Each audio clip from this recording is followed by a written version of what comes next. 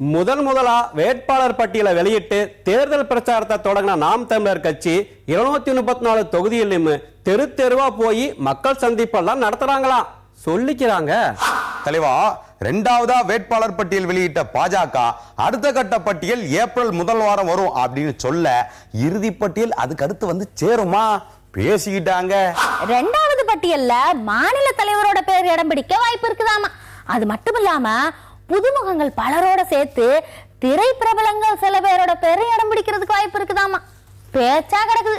அதிமுகல புதிய வேட்பாளர்கள் அதிக அளவுல இடம் பிடிப்பாங்களாம்.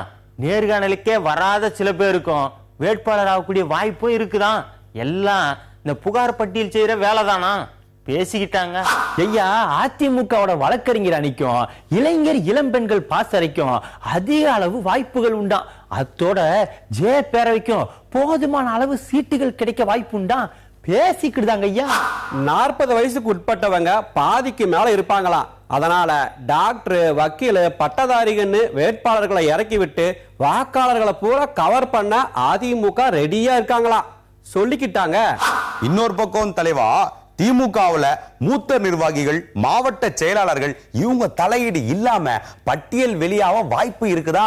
இளைஞர் அணியில பல பேர் சீட்டை எதிர்பார்த்து காத்துக்கிட்டு இருக்காங்களா சொல்லிக்கிட்டாங்க. நேரடி ஆய்வு மூலமா தேர்வானவங்க, மாவட்டங்களோட ரெக்கமெண்டேஷன்ல வந்தவங்க, நேர்காணல்ல சிறப்பா பதில் சொன்னவங்கன்னு சொல்லி போட்டு லிஸ்ட் எடுத்து அதுக்கு அப்புறம் தான் இறுதி முடிவுகள் எடுக்கிறாங்களாமா சொல்லிக்கிட்டாங்க. காங்கிரஸ் கட்சியில ஒவ்வொரு தலைவரும் தங்களோட ஆதரவாளருக்கு இத்தனை சீட்டு அப்படின்னு நெருக்கடி கொடுக்கறாங்களாம்.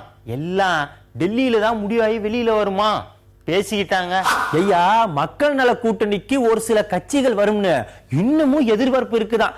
அதனாலதான் வேட்பாளர் பட்டியலை வெளியிட வேண்டாம்னு பொறுமையா காத்து இருக்காங்களாம் பேசிக்கிட்டுதாங்க ஐயா.